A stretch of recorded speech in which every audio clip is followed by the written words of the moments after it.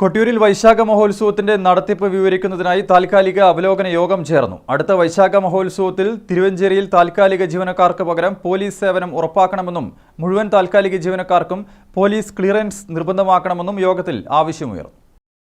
ഈ വർഷത്തെ കൊട്ടിയൂർ വൈശാഖ മഹോത്സവത്തിന്റെ നടത്തിപ്പ് വിവരിക്കുന്നതിനായാണ് കൊട്ടിയൂരിൽ താൽക്കാലിക അവലോകന യോഗം ചേർന്നത്.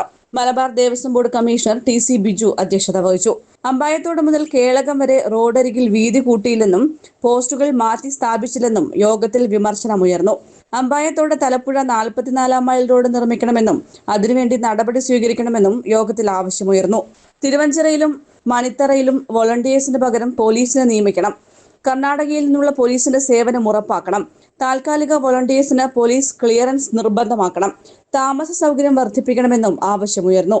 കൊട്ടിയൂർ ദേവസ്വത്തിനു പുറമെ സ്വകാര്യ വ്യക്തികളും പാർക്കിംഗ് സൗകര്യങ്ങൾ വർദ്ധിപ്പിച്ചത് ഈ വർഷത്തെ തിരക്ക് നിയന്ത്രിക്കാൻ കൂടുതൽ ഉപകാരപ്പെട്ടുവെന്നും യോഗം വിലയിരുത്തി. കുറെ സ്ഥലങ്ങളൊക്കെ വാങ്ങി JCB ഉപയോഗിച്ചു നിരപ്പാക്കി. അതേപോലെ തന്നെ കോറ വേസ്റ്റും മറ്റ് ഈ കർഷകരുടെ ഉൽപ്പന്നങ്ങളും കൊണ്ട അത് വൃത്തിയാക്കി നന്നാക്കി പാർക്കിങ്ങിനുള്ള സൗകര്യങ്ങളൊക്കെ ഉണ്ടായി.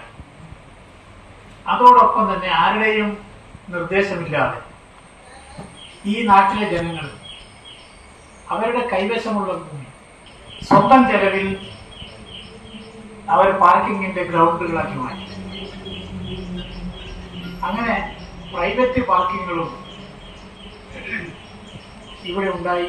ആ പ്രൈവറ്റ് പാർക്കിങ്ങുകൾ അടക്കം ദേവസ്വം ഒരുക്കിയ പാർക്കിംഗ് അടക്കമാണ് ഈ പ്രാവശ്യത്തെ ഇവിടെ ഏറ്റവും എല്ലാ കാലവും ഉണ്ടാകുമായിരുന്ന ഈ പാർക്കിങ്ങിന്റെ ഈ കുരുക്ക് നമുക്ക് നീങ്ങിക്കിട്ടിയത് അങ്ങനെ. കൊട്ടിയൂർ ദേവസ്വം ചെയർമാൻ തിട്ടയിൽ നാരായണൻ നായർ, ട്രസ്റ്റിമാരായ Chodathu Haridas, Aakkal Damodaran Nair, N. Prashanth, C. Chandrasekharan, executive officer K. Gokul, വിവിധ സർക്കാർ വകുപ്പ് പ്രതിനിധികൾ തുടങ്ങിയവർ സംസാരിച്ചു. News bureau, Peravoor.